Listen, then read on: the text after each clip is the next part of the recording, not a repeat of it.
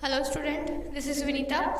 अपन देखो अपना जो टॉपिक चल रहा था वो किसके बारे में चल रहा था, नॉन मेटल्स और मेटल्स के बारे में चल रहा था। ठीक है, ये चैप्टर अपने लगभग अपन ने फिनिश कर दिया है। ठीक है, लास्ट टॉपिक है अब इसका कोरोजन। ठीक है, लेकिन उसको शुरू करने से पहले अपन क्या कर लेते हैं, थोड़ा सा रिवाइज कर लेते हैं जो अपन ने लास्ट वीडियो के अंदर देखा था। ठीक है ना, वो देखा क्या था अपन ने लास्ट वीडियो के अंदर अपन ने केमिकल प्रॉपर्टीज देखी थी। ठीक है, केमिकल प्रॉपर्टीज देखी थी, एक बार उसका थोड़ा सा रिवाइज कर लेते हैं। केमिकल प्रॉपर्टीज किसकी देखी थी, मेटल्स और नॉन मेटल्स की, of metals and non metals. उसको अपन यहाँ पे क्या कर लेते हैं, डिफरेंस चेक कर लेते हैं उनका, दोनों का ही, मेटल्स और नॉन मेटल्स का केमिकल प्रॉपर्टी के आधार पे। अब मेटल्स में रिएक्टिविटी चेक करते हैं और नॉन मेटल्स में। ठीक है, तो देखिए मेटल्स की रिएक्टिविटी अगर अपन सबसे पहले बात करी थी अपने O2 के साथ में, अगर उसकी रिएक्शन करवाते हैं किसकी, मेटल्स की, तो क्या सिचुएशन होगी या क्या फॉर्मेट होगा वहाँ पे, तो हमेशा बनेगा मेटल ऑक्साइड। ठीक है ना, क्या बनेगा, मेटल ऑक्साइड बनेगा, जो नेचर में बेसिक होगा। नेचर में कैसा होगा, बेसिक होगा। और अपने को पता है जो बेस होते हैं, ठीक है ना, जो बेस होते हैं या फिर बेस मेटल ऑक्साइड होते हैं, वो क्या करते हैं, रेड को ब्लू में कन्वर्ट करने का काम करते हैं। किसको, लिटमस को। ठीक है ना, रेड लिटमस पेपर को ब्लू में कन्वर्ट करने का काम कौन करते हैं, बेसिक ऑक्साइड या फिर मेटल ऑक्साइड वहाँ पे करते हैं। समझ गए, तो ये बात अपन ने किसके लिए की थी, ये अपन ने मेटल्स के लिए की थी। और मेटल्स में ऑक्सीजन के साथ में रिएक्ट जब करवाया था तब अपन ने यहाँ पे बात करी थी। समझ गए, अगर अपन यहाँ पे बात करते हैं नॉन मेटल की रिएक्टिविटी की O2 के साथ में, तो यहाँ पे क्या बनेगा, नॉन मेटल ऑक्साइड्स बनेंगे। ठीक है ना, नॉन मेटल ऑक्साइड्स बनेंगे, जो क्या होते हैं, एसिडिक होते हैं नेचर में। क्या होते हैं, एसिडिक होते हैं नेचर में। और अगर अपन बात करते हैं लिटमस पेपर टेस्ट की, तो जस्ट अपोजिट अपने को क्या करते हैं, शो करते हैं, यानी कि आपके ब्लू लिटमस पेपर को किस में कन्वर्ट कर देंगे, रेड में कन्वर्ट कर देंगे। समझ गए, तो ये तो अपन ने बात करी थी ऑक्सीजन के साथ में रिएक्टिविटी जब चेक करी थी तब अपन ने बात करी थी। फिर इसके बाद अपन ने बात करी थी वाटर के साथ में मेटल की रिएक्टिविटी। H2 के साथ में जब हमने क्या किया था, मेटल की रिएक्शन चेक करी थी, तो हमें क्या मिला था, हाइड्रोक्साइड मिला था, या फिर आप बोल सकते हो मेटल हाइड्रोक्साइड यहाँ पे फॉर्मेट हुआ था। ठीक है, अगर हम क्या करवाते हैं, मेटल की रिएक्शन H2 के साथ में या फिर वाटर मॉलिक्यूल के साथ में करवाते हैं, तो हमें क्या मिलते हैं, हाइड्रोक्साइड फॉर्म मिलती है, जो खुद भी क्या होती है, बेसिक फॉर्म ही होती है। क्या होती है, बेसिक फॉर्म ही होती है। ठीक है, तो ये तो अपन ने मेटल्स की बात करी कि H2 के साथ में रिएक्ट करवा रहे हो तो क्या बन रहा है। ठीक है, अगर अपन बात कर रहे हैं किसकी, H2 की रिएक्टिविटी किसके साथ में, नॉन मेटल के साथ में, तो सल्फ्यूरस, मैंने नाम लिया था सल्फ्यूरस या फिर सल्फ्यूरिक एसिड का फॉर्मेशन वहाँ पे अपन ने देखा था होता है। ठीक है ना, तो जो क्या होता है नेचर में, एसिडिक होता है। ठीक है, कैसा होता है नेचर में, जो कि एसिडिक होता है। समझ में आई बात। इसके बाद में अपन ने थर्ड रिएक्टिविटी चेक करी थी केमिकल रिएक्शंस में, किसकी, मेटल्स की। तो अपन ने वहाँ पे बात करी थी, अगर अपन मेटल्स की लेके चलते हैं तो देखिए अपन ने बात करी थी इसके बाद में एसिड की।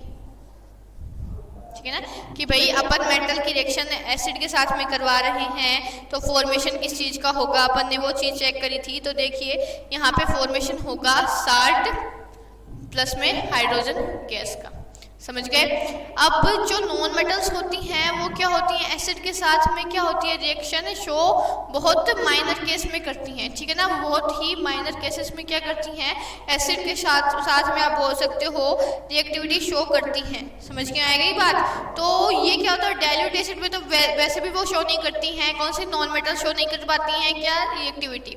फिर अगर अपन बात करते हैं बेस की, तो जैसे एसिड के साथ में रिएक्शन शो करके और क्या मेटल्स देती हैं साल्ट प्लस H2, वैसे ही क्या होता है बेस के साथ में भी आपका साल्ट और H2 का ही फॉर्मेशन होता है। किसमें अपन ने बात करी, अगर अपन बात करते हैं मेटल्स की रिएक्टिविटी की, और किसके साथ में अगर बात करें अपन बेस के साथ में, ठीक है।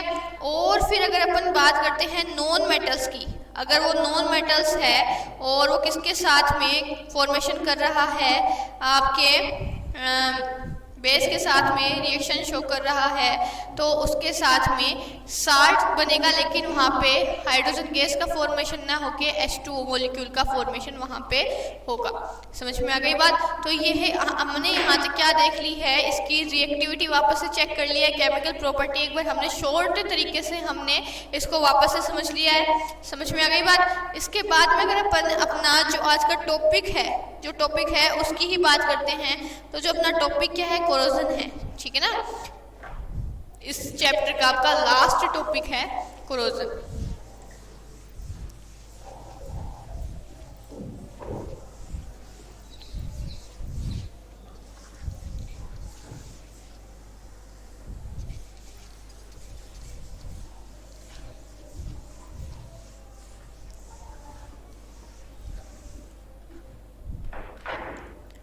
देखिए अपना चैप्टर का लास्ट जो टॉपिक है कोरोजन, होता क्या है कोरोजन। अगर इसकी बात करते हैं तो देखिए कोरोजन को अपन हिंदी में क्या बोलेंगे, आप इसको बोल सकते हो संक्षारण, ठीक है ना। क्या बोलोगे आप इसे, संक्षारण भी बोल सकते हो, ठीक है।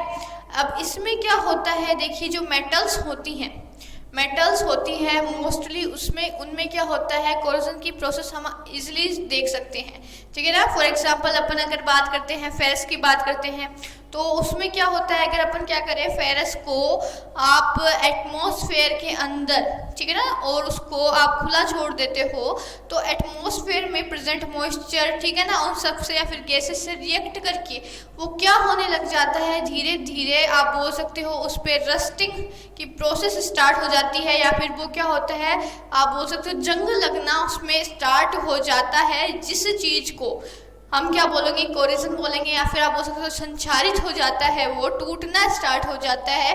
जो स्टार्टिंग में जैसा अपने को मटेरियल मिला था, अब उसकी उतनी कैपेसिटी नहीं है जितना वो स्टार्टिंग में स्ट्रॉन्ग था, तो उस चीज़ को हम क्या बोलेंगे, संक्षारण या कोरोजन हम बोलेंगे, जो मेटल्स के अंदर बहुत ईजिली अपन देख सकते हैं, ठीक है। तो it is the slow process of, ठीक है ना, ये कैसी प्रोसेस होती है, it is the slow process, बहुत ही धीमी प्रोसेस होती है, ये धीमी प्रक्रिया होती है।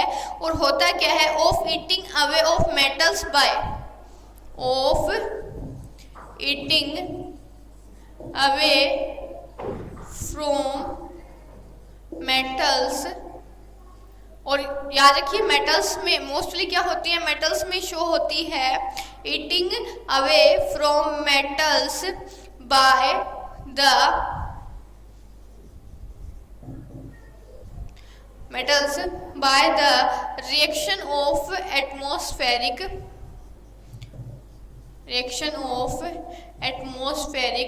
and आप बोल सकते हो moisture, ठीक है।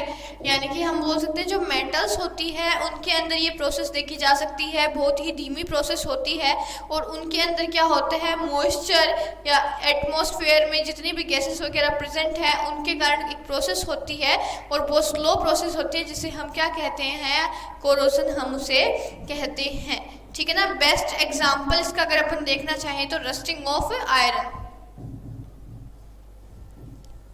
आयरन पे जो रस्टिंग होती है, जो जंग लगता है, वो किसकी प्रोसेस है, आपके कोरोजन की ही प्रोसेस है, ठीक है।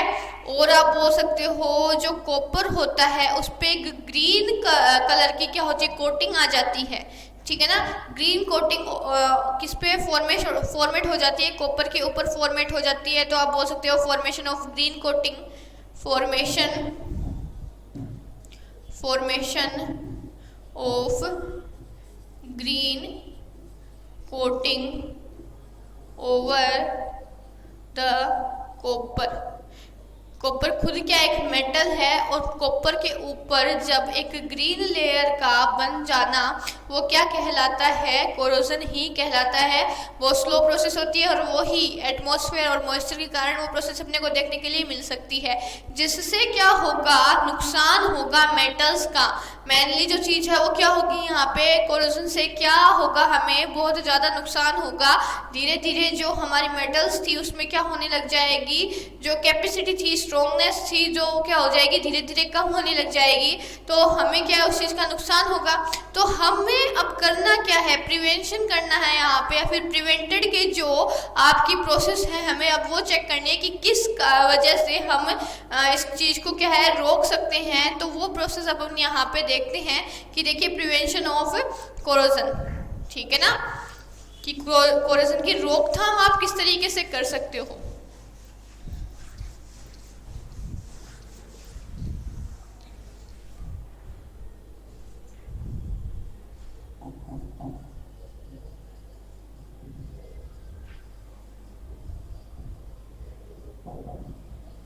ठीक है ना, कि प्रिवेंशन किस तरीके से होगी आपकी कोरोजन की, किस तरीके से हम क्या कर सकते हैं, प्रिवेंटेड कर सकते हैं कोरोजन को, या फिर मेटल्स को कोरोजन से हम किस तरीके से अलग कर सकते हैं। तो वो चीज़ अगर अपने को यहाँ पे देखनी है तो उसकी अपन क्या करेंगे, रोकथाम की अपन देख सकते हैं यहाँ पे। तो देखिए क्या होता है, जैसे क्या होता है, फर्स्ट अगर अपन बात करते हैं कोरोजन की रोकने की तो हम क्या बोल सकते हैं, एक बैरियर प्रोटेक्शन होता है। ठीक है ना, कौन सा प्रोटेक्शन होता है, बैरियर प्रोटेक्शन होता है। अब बैरियर प्रोटेक्शन जो होता है उसके अंदर हम क्या करते हैं, जैसे आयरन होता है, ठीक है ना, क्या है, जैसे आयरन है, आयरन में आप बोल सकते हो फेरस है या फिर आयरन है, उसमें मोस्टली क्या है हम कोरोजन की प्रोसेस से चेक कर सकते हैं। और अगर हम आयरन के ऊपर हम क्या कर सकते हैं, आयरन के ऊपर कुछ इस तरीके से पेंट वगैरह कर दें, ठीक है ना, पेंट वगैरह उस पर कर दें या फिर एक परत का निर्माण कर दें, तो जिससे क्या हो, जो मॉइस्चर में प्रेजेंट एयर है वो या फिर मॉइस्चर खुद है वो कहाँ तक न पहुँच पाए, आपके आयरन तक न पहुँच पाए। यानी कि हमने क्या कर दिया है, उसके बीच में पेंट लगा दिया है, एक बैरियर का निर्माण कर दिया है, फॉर्मेशन कर दी है, और वहाँ पे वो प्रोटेक्शन का काम कर रहा है, जिसे हमने बैरियर प्रोटेक्शन कहा है। तो जो मॉइस्चर है और एटमॉस्फेरिक मॉइस्चर है या फिर गैसेस है वो आयरन तक अब नहीं पहुंच पा रही हैं, तो वो चीज़ क्या हो जाएगी, बैरियर प्रोटेक्शन के अंदर ही आएगी। समझ में आ गई बात। ये चीज़ हम देख सकते हैं मोस्टली आयरन के अंदर बात करें तो आयरन के अंदर उसकी सरफेस पे हम आयरन मेटल जो उसके सरफेस पे हम किसी पेंट की क्या कर देते हैं, एक लेयर का फॉर्मेशन कर देते हैं, जो बैरियर का एक क्या बोल सकते हो आप, बैरियर का वहाँ पे काम करेगा, और उस चीज़ को हम बोलेंगे बैरियर प्रोटेक्शन। समझ में आ गई बात। फिर नेक्स्ट जो प्रोसेस है वो अपनी क्या है, गैल्वेनाइजेशन। क्या है, गैल्वेनाइजेशन, हिंदी में इसको गैल्वेनीकरण भी कहा जाता है। ठीक है, तो ये जो चीज़ है इस पे हम क्या करेंगे और किस चीज़ के लिए हम इसकी आप बोल सकते हो प्रोटेक्ट करेंगे। तो देखिए मोस्टली क्या होता है इसके अंदर, इसमें हम आयरन जो है, मोस्ट ऑफ एग्जाम्पल आयरन के ही आते हैं, तो आयरन जो है, आयरन के ऊपर अपन क्या करेंगे, यहाँ पे जिंक खुद क्या है कि दूसरी मेटल है, जिंक की क्या करेंगे, कोटिंग करेंगे यहाँ पे। ठीक है ना, जिंक की क्या है, हम यहाँ पे कोटिंग कर देंगे, यानी कि जिंक की मेटल की परत हमें किस पे चढ़ानी है, आयरन के ऊपर ही चढ़ानी है। तो वो जो प्रोसेस कहलाएगी, वो प्रोसेस क्या कहलाएगी, गैल्वेनाइजेशन कहलाएगी। क्या कहलाएगी, गैल्वेनाइजेशन कहलाएगी। तो इस प्रोसेस से भी हम क्या कर सकते हैं, आयरन के रस्टिंग को रोक सकते हैं। आयरन में जो रस्टिंग होगी वो अब यहाँ पे नहीं होगी। समझ में आ गई बात। ये चीज़ होती है किसके अंदर, अगर हमें बात करें गैल्वेनाइजेशन की, तब ये चीज़ हम क्या देख सकते हैं इसके अंदर, इजीली यहाँ पे चेक कर सकते हैं। ठीक है ना। फिर अगर अपन बात करते हैं नेक्स्ट इलेक्ट्रोप्लेटिंग की, इलेक्ट्रोप्लेटिंग की। ठीक है, तो इलेक्ट्रो से ही नाम पता चल रहा है कि प्रोसेस किससे करवाई जाएगी, इलेक्ट्रिसिटी से करवाई जाएगी। ठीक है ना, इलेक्ट्रिसिटी से करवाई जाएगी और आयरन के ऊपर ही करवाई जाएगी। आयरन की जो मेटल है उसी के ऊपर ही करवाई जाएगी। और यहाँ पे ऑब्जेक्ट होंगे क्या, ऑब्जेक्ट क्या होंगे, जैसे गैल्वेनाइजेशन में अपन ने जिंक लिया, वैसे ही इलेक्ट्रोप्लेटिंग है, उसके अंदर हम जो ऑब्जेक्ट लेंगे वो क्या होंगे, क्रोमियम है, टिन है, ठीक है ना, और टंगस्टन है, ठीक है। तो ये यहाँ पे क्या होगा, आपकी क्रोमियम है, टिन है, और आप बोल सकते हो पर है, ये सारी चीज़ें क्या होंगी यहाँ पे इलेक्ट्रोप्लेटिंग के अंदर आएगी। और ये सारी चीज़ों का अपन क्या कर सकते हैं, इलेक्ट्रोप्लेटिंग के अंदर हम इसका यूज़ कर सकते हैं ऑब्जेक्ट्स का।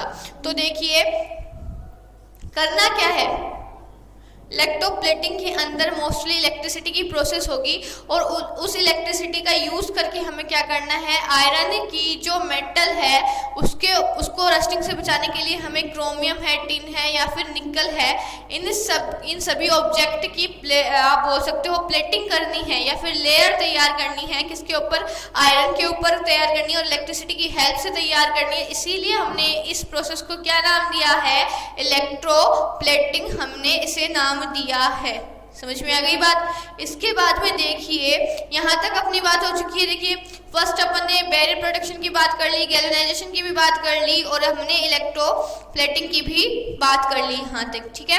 फिर लास्ट प्रोसेस होती है एलॉय, ठीक है ना, एलॉय। एलॉय होता है दो मेटल्स का मिक्सचर, टू मेटल्स का क्या होता है, मिक्सचर, एलॉय कहलाता है, मिक्सचर ऑफ टू मेटल्स, यानी कि दो मेटल्स ली जाती हैं और उनको मिला दिया जाता है, जिसे हम क्या कहते हैं, एलॉय का फॉर्मेशन कहते हैं। और एलॉय आप बोल सकते हो जो रस्टिंग में क्या करता है, प्रिवेंट करता है, ठीक है। तो जैसे अपन क्या बात करते हैं, आयरन की बात करते हैं, तो हम देखिए नॉर्मली अगर अपन आयरन के क्या बोल सकते हैं, आयरन के बर्तन का अगर अपन बना रहे हैं तो वो क्या हो गया, रस्टिंग 100% लगेगी। लेकिन हम अगर क्रोमियम मेटल को निकल के साथ में मिला दे, ठीक है ना, क्रोमियम मेटल को निकल के साथ में मिला दे तो हमें क्या मिलेगा, अलॉय के फॉर्म में स्टेनलेस स्टील वहाँ पे मिलेगा, जिसमें क्या होता है, इजीली खाना तैयार हो सकता है और क्या है, वहाँ पे रस्टिंग की प्रोसेस भी बिल्कुल भी वहाँ पे दिखाई नहीं देगी, ठीक है ना।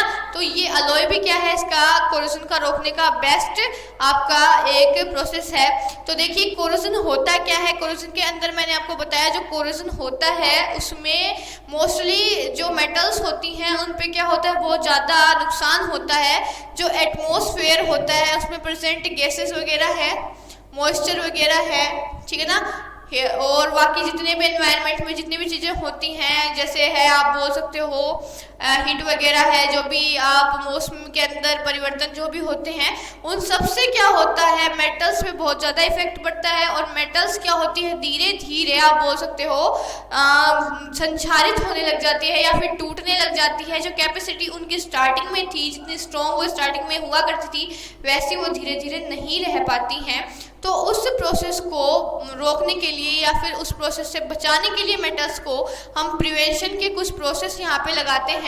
और वो प्रोसेस आपको मैंने बताया बैरियर प्रोटेक्शन से। बैरियर प्रोटेक्शन में हमें क्या करवाना है, जैसे आयरन है, आयरन के ऊपर हमें प्लेटिंग करनी है, किसकी, पेंट की प्लेटिंग करनी है और उस पेंट से हम एक बैरियर तैयार कर देते हैं, किसके बीच में, मॉइस्चर के बीच में और आपकी आयरन के बीच में एक बैरियर बन जाता है, जिससे रिएक्टिविटी नहीं हो पाती है, रिएक्शंस नहीं हो पाती हैं।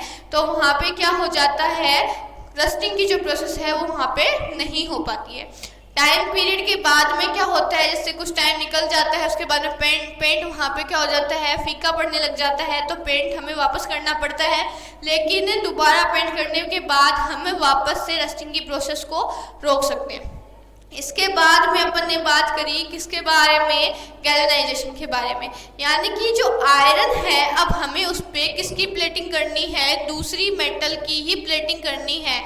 मेटल मैंने आपको बताया जिंक, कि जिंक की प्लेटिंग कर दो, किस पे, आयरन पे कर दो, और उस प्लेटिंग को क्या नाम दे दिया, गैल्वेनाइजेशन नाम दे दिया। ठीक है कि भाई जिंक की प्लेटिंग अगर अपन आयरन पे कर रहे हैं तो वापस से आप बोल सकते हो बीच में एक बैरियर तैयार हो चुका है, लेकिन यहाँ पे हमने पेंट का रिप्लेसमेंट जिंक से किया है यानी मेटल से किया है, इसलिए हमने इसे गैल्वेनाइजेशन कहा है। ठीक है, और इस तरीके की प्रोसेस को हम करके क्या कर सकते हैं, रस्टिंग से हमारी मेटल्स को बचाए रख सकते हैं। ठीक है ना। फिर अपन ने थर्ड प्रोसेस देखी कि इलेक्ट्रोप्लेटिंग करनी प्लेटिंग ही है इसमें, लेकिन अपने को इलेक्ट्रिसिटी का यूज करके वो प्लेटिंग करनी है, यानी कि जो आयरन है उस पे इस बार हमें क्या लगाना है, जो क्रोमियम है, टिन है और निकल है, उसकी क्या करनी है, हमें इस बार यहाँ पे उसकी प्लेटिंग करनी है, और प्लेटिंग से हम उसको बचाए रख सकते हैं आयरन को रस्टिंग से। इसके बाद में हमने एलॉय की प्रोसेस चेक करी। जो एलॉय होता है वो मिक्सचर होता है, आप बोल सकते हो मिक्सचर ऑफ टू मेटल्स। ठीक है ना, 2 या 3 मेटल्स, जितनी मेटल्स होती हैं उनका मिक्सचर तैयार करके एक नई, आप बोल सकते हो नई मेटल बनाई जाती है, जो क्या होती है, कोरोड नहीं होती है, या फिर आप बोल सकते हो रस्टिंग की प्रोसेस में नहीं होती है। तो देखिए मैंने बताया आपको जो क्रोमियम है, मेटल है, उसमें हम अगर निकल मेटल को क्या करें, मिला दे, तो हमें क्या मिलेगा, स्टेनलेस स्टील वहाँ पे हमें मिलेगा, जो क्या है, रस्टिंग के अंदर इजीली सेफ रहता है, रस्टिंग की प्रोसेस उसके ऊपर बिल्कुल भी नहीं होती है। तो हम बोल सकते हैं ये कुछ प्रोसेस हैं जिससे हम कोरोजन का क्या कर सकते हैं, प्रिवेंशन कर सकते हैं, कोरोजन नहीं हो पाता है। ठीक है, तो देखिए ये चैप्टर अपना यहीं पे कंप्लीट होता है। नेक्स्ट चैप्टर के बाद हम नेक्स्ट वीडियो में करेंगे। तो आज के लिए इतना ही काफ़ी है। Thank you.